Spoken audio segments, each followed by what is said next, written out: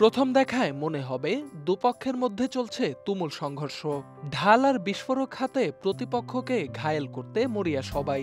লড়াই থামাতে রীতিমতো হিমশিম খাচ্ছে পুলিশ প্রশাসন। অথচ এই লড়াই দীপাবলিকে ঘিরে আয়োজিত এক ঐতিহ্যবাহী উৎসব, যার নাম হিঙ্গট যুদ্ধ। ভারতের মধ্যপ্রদেশের ইন্দোর জেলায় প্রতিবছর হিঙ্গট যুদ্ধ পরিণত হয় রণক্ষেত্রে। মঙ্গলবার উৎসবে অংশ নেয়া শত শত মানুষ একে অপরের দিকে জ্বলন্ত ফল ছুঁড়ে মারেন। এতে অন্তত ৩৫ জন আহত হয়েছেন।